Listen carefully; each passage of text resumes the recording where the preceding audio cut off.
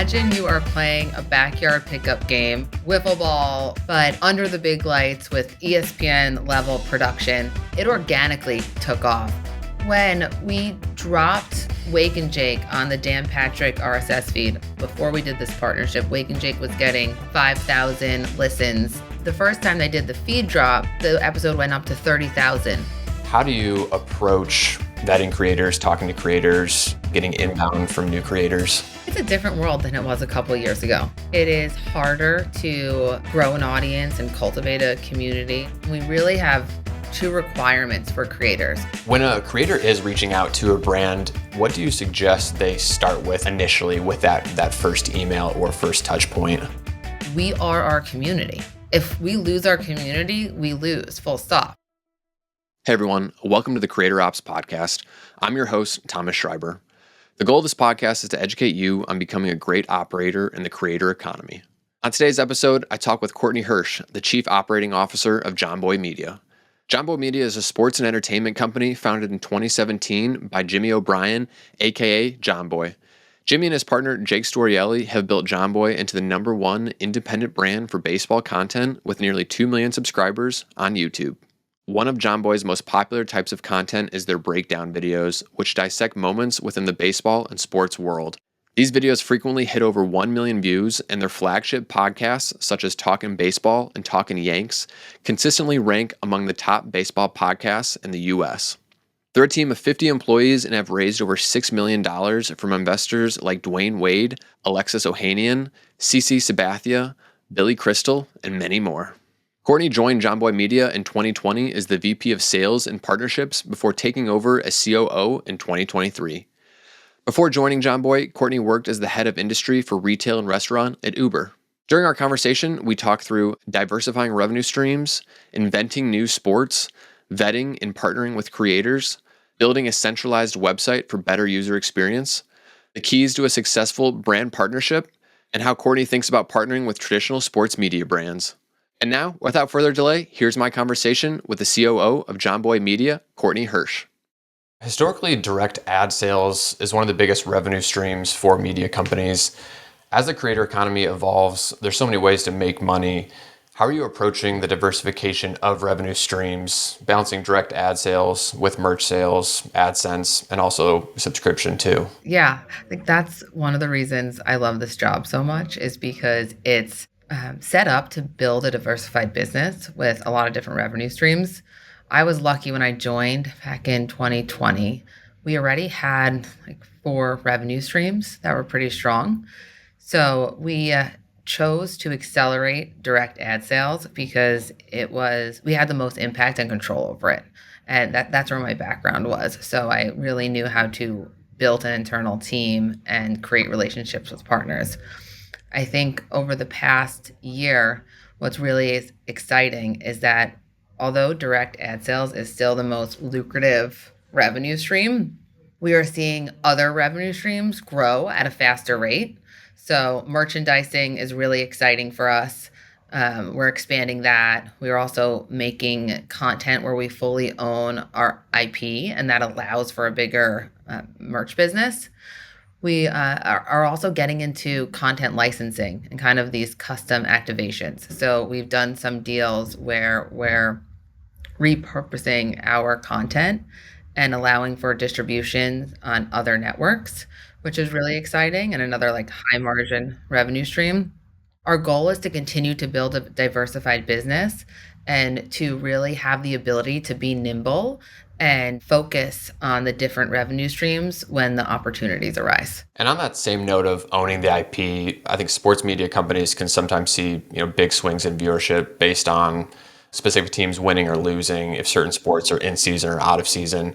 Obviously, this causes volatility on the operations side, the financial side. But recently, you guys created something called the Warehouse Games. Can you explain what the Warehouse Games is and why it's such a critical element to building that sustainable company that's not fully relying on outside factors, like Major League Sports? Yeah, of course. The Warehouse Games, it's hard to describe, but imagine you are playing a backyard pickup game of wiffle ball or kickball or a sport that you and your friends can easily play together. but it's under the big lights with ESPN level production. So it's this really quirky mix of just normal friends and guys playing in competition, but then mixing it in with high quality production. We have professional broadcasters, professional sideline reporters. So it's just this really engaging, captivating content. And it organically took off. Like it took off because our lead founders, Jimmy and Jake, were playing blitzball in the back alley of our first office in the Bronx when it was the pandemic and there was not much to do.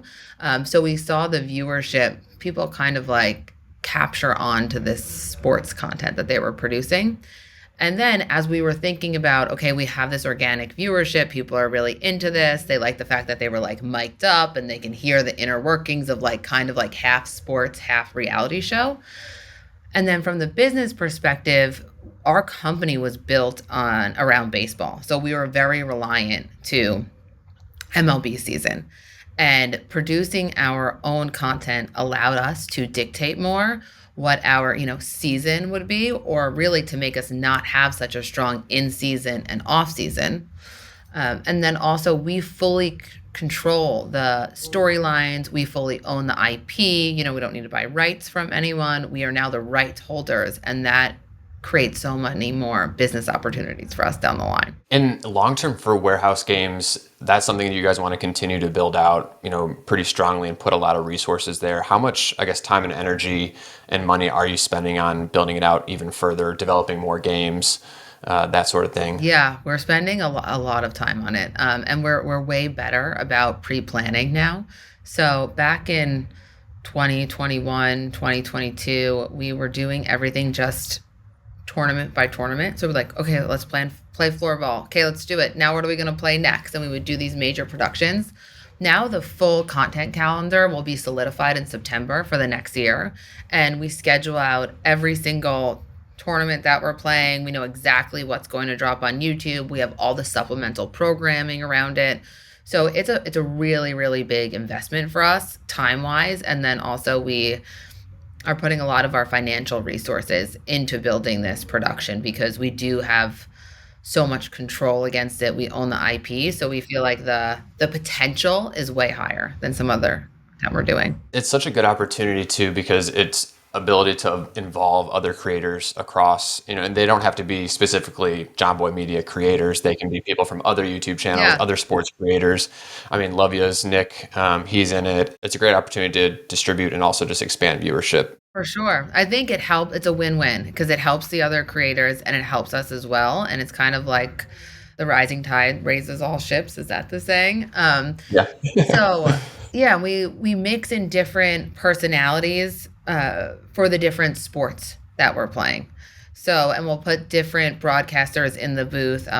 We did like a version of baseball and cricket. We call it ball and play. So we hired Melinda Farrell. She's Australian. She's a professional cricket broadcaster. She came in the booth with Chris Rose, who's been on the MLB network for a decade. So it gives us the opportunity to just organically mix different perspectives and personalities and experts into the productions.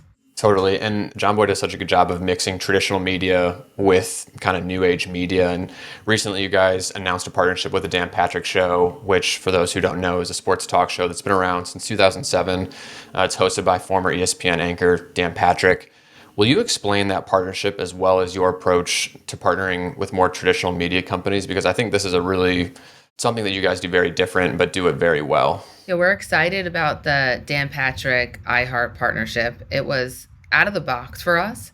Before we have really owned all the distribution of our content, we had a direct sales team, so we were the ones monetizing, and for the most part, we still are. But we really wanted to give this partnership a shot and try to integrate our content into other platforms and distribution. So how the deal works is they are fully licensing 2 of our shows. Wake and Jake, it's like a general sports show. And then Jimmy's 3 Things is a deep dive, like baseball analysis. And it's part of the Dan Patrick network on iHeart. So that means that it goes into their RSS feeds. So you'll see like the Dan Patrick has one RSS feed. And for those of you who don't know what RSS feed, it's just like the feed where you go listen to your podcasts. And they will drop our shows on that feed. So I think for both of us, it is introducing us to a new audience that's never seen our content before, but a very like-minded audience. And that's why we loved it so much, because our brand is so important to us. And Dan Patrick is the same, like, let's have fun, let's enjoy sports. I think Yeah, he was relaxed. relaxed. Yeah, Yeah. And he was the OG of it, right? So now it's like totally. we get to mix our two communities, and that's really exciting for us. We also get to learn how a major podcast network runs their business, right? And how do they promote shows? How do they sell ads? And I think we do it our own way. We probably, are not going to change that much, but we're taking little learnings and tweaks and integrating it into what we do. So that's been super helpful for us as well. And what, if you can share any learnings so far? I know the partnership is relatively Yeah. new, but any learnings so far, just working with iHeart Podcast, the Dan Patrick team, what have you guys taken away and maybe tried to implement on the Jomboy side? The feed drops we were really impressed with the results. So we focus a lot of our content creation video first. So we're always thinking about YouTube, the YouTube version of the show, and how we can monetize that. And I think they're kind of flipped. They're thinking about the audio only version of the show, right? So it's like two different mindsets.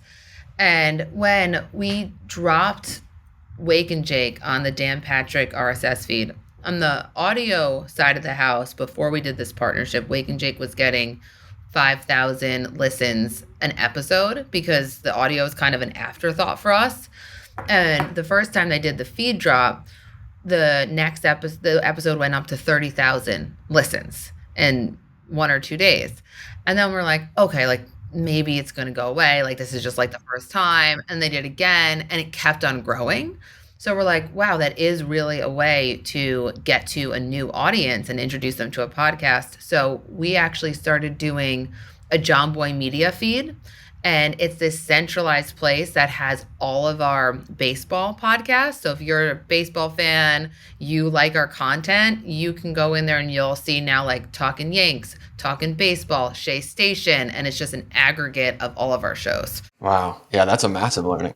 Are there any other ways you're thinking about mixing Jomboy with traditional media? I know you guys work with Chris Rose, you work with on-air talent that is at bigger, ESPN or Yeah. NBC, and they come over and work with you guys. It's such a great opportunity, but how else are you thinking about it in the future with mixing both? Yeah. So the way we're thinking about it is, how can we both bring something to the table? Us being a young creator-led sports media company, these bigger companies being established, having a lot more resources, having wider distribution, I think it will make for a fruitful partnership. What I'm excited about is that I think the tune has changed a little bit, and there's more flexibility now on both sides. So it's not like who's going to win and who's going to migrate the community. You've seen in the past, even like Spotify did those deals where like Call Her Daddy and Joe Rogan, they were like exclusive to Spotify, and they're expecting all of the community to migrate over and kind of like hoard the audience. And now I think you're going to see more flexibility in deals moving forward. And that's the kind of deals that we're excited about, is how can we keep our community intact, because we built this great, robust community on digital platforms, but how can we start to integrate it into what you're doing on these more traditional networks? Yeah, so that's kind of how we're approaching. We have some deals in the works right now, and I think you're going to see some unique stuff moving forward of more of the blend of communities, rather than Sure. let's just try and move everyone over. And have you seen any pushback from those bigger companies? You guys are creator first, creator led. Do they view that as a really big positive? Have you had to have some conversations on that front? How are they kind of looking at being creator led? Yeah. Versus it's just very different on the the ESPN side, the NBC side, how they approach talent. No, I think they're looking at it as such a positive, and they know that creators are so impactful in the space right now, and the influence that they have over the communities. I think that that is all being validated right now. So I think it's more of, we're so untraditional. It's how do I wrap my head around what to do with you, right? And what is your content? How do you distribute it? And we're doing silly games in the warehouse. So even to like wrap your head around like you invented a game and Yeah. 50,000 people tune into a game that you invented and made up the rules, like it's mind blowing to us sometimes. And then even the more traditional networks, they're trying to figure it out. And that's something, inventing a sport, Jomboy has done multiple times and is pretty mind-blowing from the viewer standpoint, but even just from the operational standpoint. I mean, it's a massive undertaking to be able to communicate a new game properly in a digital way that people aren't in the comments being like, I don't know, what the hell is going on? Like, what are the rules? I mean, that is a feat in of itself that I'm Mhm. sure, folks like iHeart, podcasts or Dan Patrick and ESPN are trying to figure out, Yeah. how do I get a touch of that as well? Because it's clearly working. Yeah, we have kind of just like this incredible ability, and it really stems from Jimmy to create new fandoms, right? So he did this with baseball. I think he made people fall in love with the game again and get back into being baseball fans. And now he naturally got into cricket, and he's turned a bunch of baseball fans into cricket fans because the way Totally. he simplifies and explains the game and shows the small, cool, unique things that are happening within, makes people lean in. Yeah, and on that same point of, he's been talking about cricket for years and it's slowly building up, especially for the folks that love the baseball podcast and have listened to it for years. He talks about the rules, he explains it, and then it kind of all comes up to this big moment where he's now part of the Cricket World Cup on a massive, level. Will you just explain that really quick, how that works? Because I think that's a really great example of mixing maybe untraditional media with Yeah. more traditional and worldwide media as well. Yeah, that actually is a great example. So Jimmy naturally got into cricket because he was on paternity leave, and ESPN2 was on in the backgrounds, and he was up like all hours of the night, and cricket was on. So he started to pick up the sport and really fell in love with it. Then he started like covering it more in a professional manner because he does his breakdown videos breaking down like cool moments in sports. So he got cricket into the mix, and he really got noticed just with a lot of the US fans, and I think a lot of people in the industry that are supporting cricket and the growth of cricket in the US. And they took notice of how he was translating the game and making it simple for baseball fans to understand cricket. So it's been like a while, like a couple of years, right? This has been going and just kind of organically happening. And then a couple months ago, the ICC, International Cricket Committee, reached out about having Jimmy on the broadcast. And the cricket T20 Men's World Cup, some of the games were played in the US. So it was cool to have a US voice on the broadcast. And his role was really, so there was an American voice. It was, he could help translate between baseball and cricket. It was his in-depth analysis that he usually does. They did the packages of analysis that he did on the broadcast. So we loved the partnership because it wasn't, hey, Jimmy, like you've made success as a sports content creator, and now we're going to give you this opportunity to be on the broadcast and do it just the way we've always done it. They were like, no, you come on the broadcast and like you be you. You bring like your Well, that's stories, you bring awesome. your analysis, like everything that you do regularly. That's what we want to bring on the broadcast. And yeah, that was cool because it was just like it showed how they had an involved way of thinking about it, and they really appreciated him for him. Totally. And I think on that same point, I think traditional bigger media can have that reputation, right? When Pat McAfee went to ESPN, all the comments on that were ESPN is going to ruin Pat McAfee. That's kind of the traditional thing is big media comes in and takes these really unique personalities and maybe dulls them down. And that's a great example of, hey, come in, do your thing, do what we want your personality to shine through. And that's really, I think, rare with some bigger Yeah, folks. for sure. On the same side as creators, there's a lot of amazing creators in the sports category. I'm curious how Jomboy approaches finding new creators, because a big element that you and I talked about on the pre-show was you've got to want to be a part of a company like Jomboy Hmm. because you can have a lot of success as a solo creator. But how do you approach vetting creators, talking to creators, getting inbound from new creators? Yeah, it's I think it's a different world than it was a couple of years ago. I think it is harder to grow an audience and cultivate a community on your own. I think it's harder to break through. And I think that just like you said, you really want to have to be a part of something and have to be a part of something bigger. So we don't do a lot of recruiting or outreach. We naturally do content with creators like the warehouse games, right? So they could have been featured, they could have been a floorball player in the floorball series for warehouse games, or they, could have played blitzball with us and we're like, oh, this vibe works. We're both learning and working with each other. And that's how some of our partnerships have come about, where then we'll extend an offer to them or they'll show interest in joining. But we've already kind of tested the waters a little bit. And that's what works out best, is when we know that these creators, they align with our brand. They want to be part of something bigger. And then we really have two buckets or two requirements for creators. One is that they have to have proven to create a community on their own with their personal social channels or YouTube channels or, shows. And two, they have to fit in to the bigger picture of what we were doing. So Shelfie is a great example of this. We've, known him on the internet for years. He's done some collaborations with us. He has his own YouTube channels with a couple 100,000 followers. He knows what it takes to build an audience. It is not easy. Yeah. And then he can fit into other places. So like Warehouse Games, he's now like a mainstay in Warehouse Games. He does JM Gaming channel, which is a Jomboy Media branded channel with our other creator, Joe's. So the ability to slot people in multiple places is really important for us.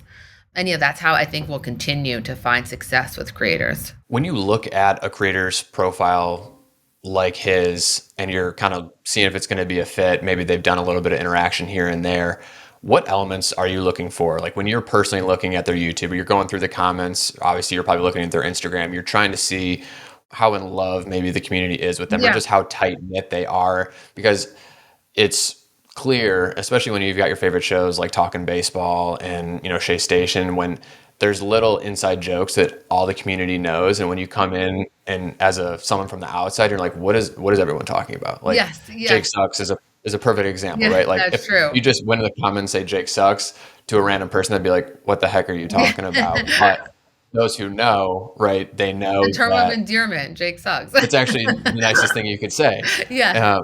But looking for those elements is probably really important for you guys. Yeah, I think it's the overall tone of voice of the creator too. And that is really important to us. We joke and we have strong opinions and we create engaging content, but it's always in good fun. And we don't really cross that line. And having a creator take that same approach to content, I think, is first and foremost, like, does he fit our vibe?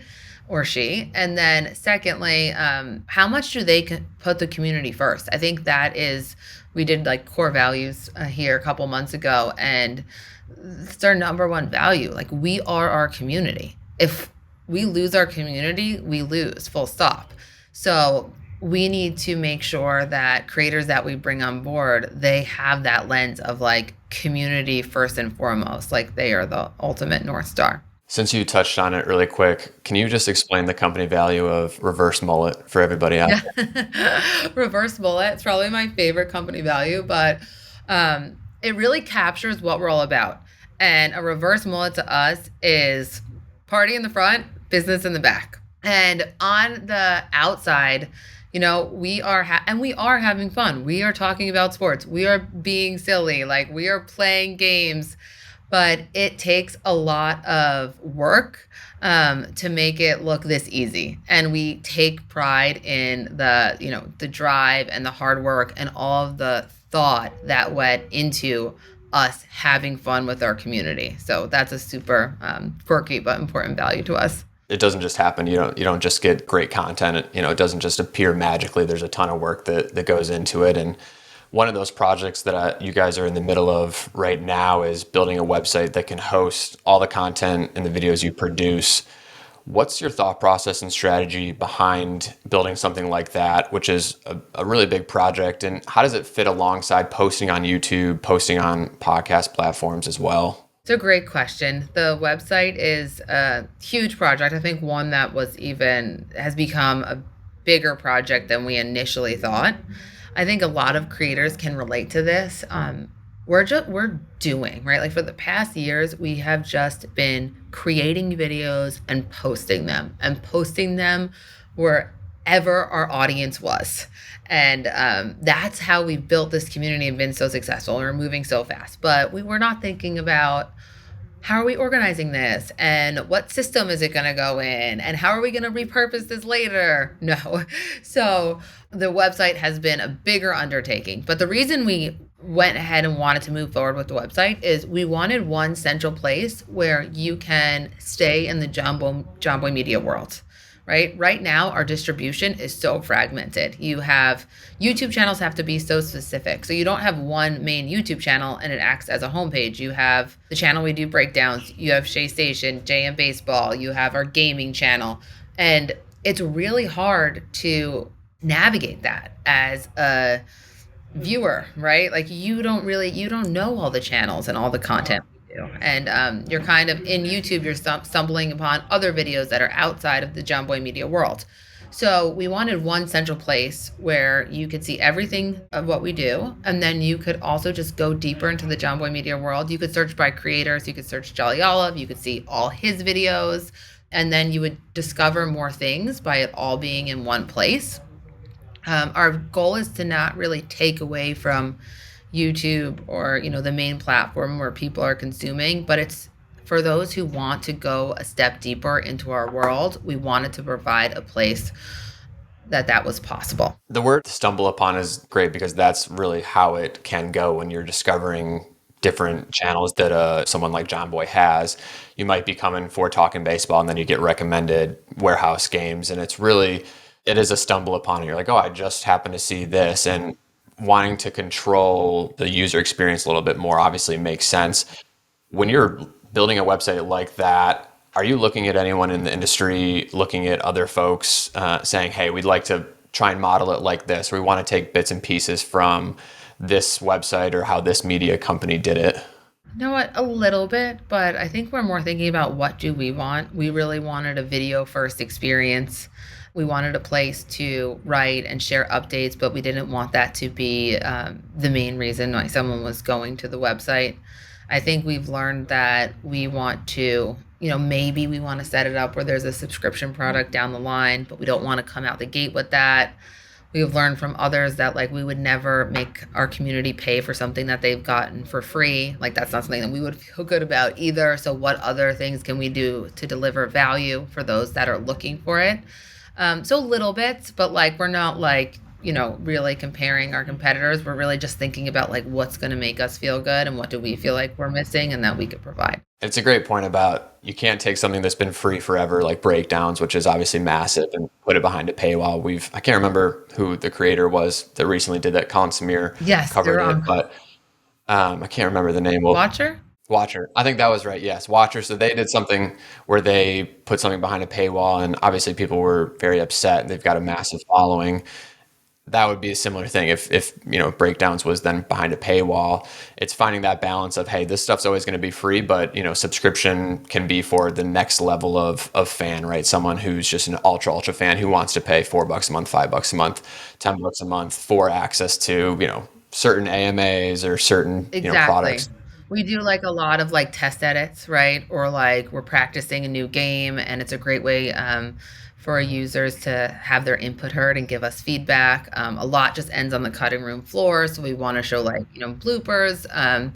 And then we're thinking of it as more of a membership, and you would get access to events like VIP tickets. You would get exclusive merch.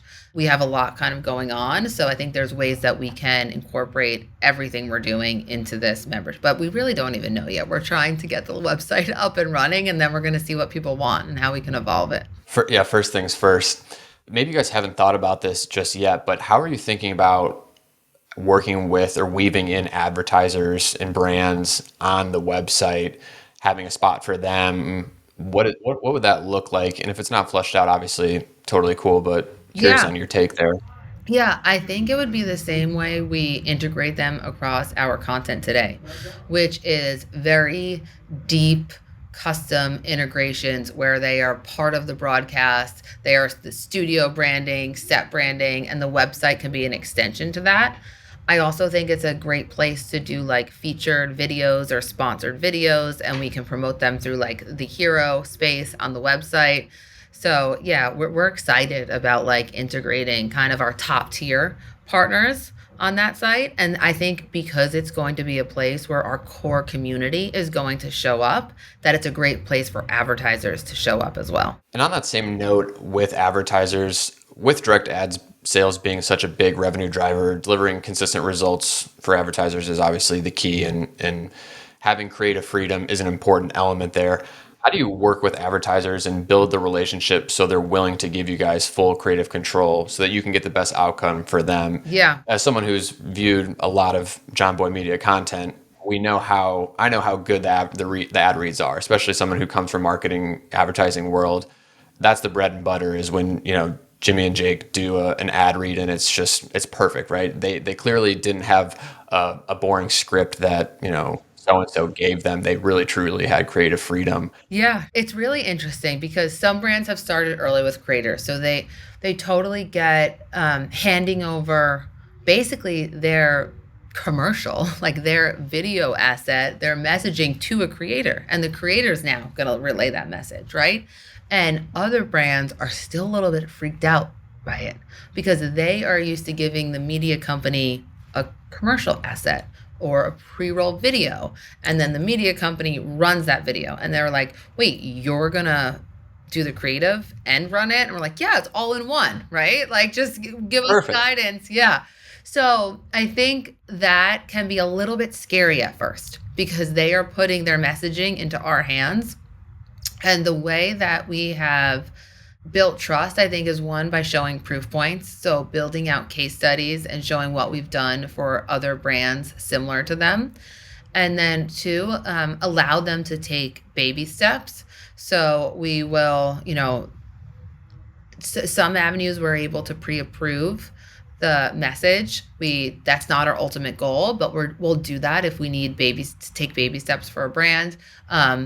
We eventually get to a place where I think they just give us a do not list, and we make an agreement that if we say anything crazy or go off script, you don't have to pay for this. Like, we could do it again, but really let us lean into our vibe. And I think it's just all about building trust. And if you work with these brands and say like, hey, like, we want to do this right for you, the best way, that the best results you could possibly get is if you let us have creative control. But we do need to build some trust in order to get there, because that can be totally scary to hand your messaging over. So the evolution of that, I think, is really important. And having brands that Jimmy and Jake and other creators within Jomboy Media really love and use, right? That's, I think, where Yes. there can be such disconnect, where it's a really random product, or just clearly they've paid a bunch of money for it. We've obviously heard it on other podcasts, and it's like, all right, they did an ad read, they got kind of what they wanted, but there, you can tell when really a creator is in deep with advertiser in a good way, Yeah. right? They use their products, they believe in their products. It's a complete game changer, Yeah. for really everyone involved. Yeah, I think the brands like really feel that too now, right? So like even the brands, and power to them, are kind of like checking, like, do they really like my product? Because they know it's going to work. It's like Mugsy Jeans is a great one where we're like, Jimmy loves Mugsy Jeans, and they probably get like every salesperson saying that their creator, loves jeans. So then they went and researched in their database, did Jimmy actually buy Mugsy Jeans Oh, before? wow. And they saw that like he's made past purchases. So they're like, okay, like Tommy John underwear. Jake that was his favorite pair of underwear that he wore to his wedding. So, and he like talked about it beforehand. So I think, yeah, it goes both ways. Like the brands really want you to get those people that truly love their products. And when you guys are going after advertisers, are you sitting down with your creators and talent and saying, hey, tell me what you guys love, or what's a new product that you've started to purchase, whether it be Farmer's Dog or SeatGeek stuff? Is that kind of how you approach it? Or it might be a combination of both. Yeah, it's a combination of both, but that's part of our internal process. The sales team getting a list from the creators, and then like everyone has their top 10, and we really try to prioritize going after those brands. For creators that are up and coming and trying to do more brand deals, I think that's a really big element is what do you love naturally or what have you purchased? Because just like you're saying, they might check and they may, see that you haven't purchased and that you're, maybe not lying, but just you're not as loyal of a fan as Jimmy with Muggsy Jeans or Jake with Tommy John there. Yeah, I would give the advice of like start thinking of the ideas and get some thought starters together of what the actual execution would look like. And then I would think about timing, like why is this timing so relevant? Why should you work with me and why should you work with me now or in 3 months, right? And that because there could be summer's coming up or all-star game and you want to push the product, or you've seen people talk about this in your comments and we will go like pull comment sections of like our audience already talking about, we just did this for a soda brand, right? Like it's already weaved into the fabric of what we do. And that could be because our creators love it or our community members love it. And can you imagine what the conversation would look like if we really put paid efforts behind this? When a creator is reaching out to a brand, what do you suggest they start with in terms of that kind of cold outreach? Is it just, hey, here's kind of roughly what I'm thinking? I know it's a little bit different coming from a media company. You guys have a lot of social proof out there and a lot of places to go. But maybe for an up and coming media company that's maybe got 2 or 3 creators on board, how do you suggest they reach out initially with that first email or first touch point? I think you should first start off with what the brand is trying to do. So you would reach out and say, hey, I've noticed you're creating this, these messaging or these videos about X, or I've noticed that you're trying to reach the younger generation of baseball fans. Here is what I'm doing that relates to what you're doing. And Little League World Series is coming up, and this is going to be a great way for our brands to collaborate, right? And get to this audience together. So I just think it's like, take notice of what they're trying to do. Even if you're not 100% correct, this is going to be a great starting point for you. Have a point of view or like a hypothesis on what the brand's trying to do. And then how does that relate to what you're doing? And then find a moment in time that these two things can come together. And doing just a little bit of that grunt work up front, saying, hey, this is how I think it could integrate, I think goes a massive way. And not just saying, hey, I want to work with you and here's, I'd like $4,000 to do a video. Go put a couple hours of work into it, at least map it out, give them a mood board for here's what we're thinking and here's what the elements could be, can go, I think, a really long way. Back to the operational side and the content side, short form content is a critical piece of Jomboy's content strategy. And obviously just in general, it's a massive piece. Recently, you implemented the short incentive program. Will you explain what that is and the strategy behind that? Sure. So our Shorts incentive program was to incentivize our creators, editors, social media team members to focus on creating shorts. I think mostly YouTube shorts. We were doing a really good job crushing shorts on Instagram, and we noticed our YouTube shorts just weren't up to par. And with the addition to shorts on YouTube, I think the attention has like fragmented, right? Because now you can watch long form video and then you could also stay within the shorts feature and scroll like the TikTok scroll through shorts. And I think now both are really important because you want consistent viewership on your long form content because that's where you're going to get a really connected, dedicated audience that you can monetize. But shorts are just as important because shorts are now your marketing vehicle, inviting someone to your channel to watch your long form. So we kind of just had to change the way that we were thinking about it, that it's not just something extra that you could throw up. No, this is a really vital part to our strategy. And the more viewership on shorts that we get, the more subscribers you get to your channel. The more subscribers you get, the more consistent viewers you get on your videos. The more consistent viewers you get on your videos, the more you can monetize your videos, then the more funding you have to put back into the business and create more opportunities for yourself. So that's kind of the long tail thinking with shorts. And we wanted to roll out this program. We did roll out this program to embed this into how we were creating video content. So to incentivize everyone, there's a threshold that a short can reach, and if you reach that threshold, we give back to our employees 100% of the monetization on that short.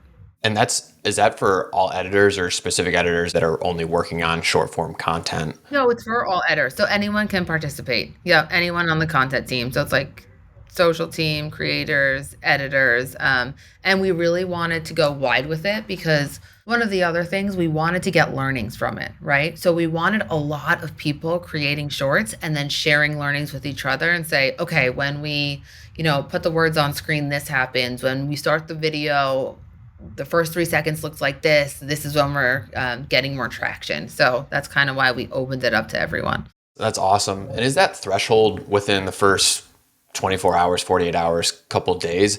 There's different takes on when shorts, from what I've heard, can catch a little bit later. Yeah. And see it. And every platform's a little bit different, but that threshold is likely different. Yeah. So it's a rolling threshold. We really don't put a time period on it. I think we'll do the first payout, like the first 30 days, but we'll keep it going because we've seen shorts like 3 months later take off, and we want to, compensate for the person who did that, even if it was 3 months ago.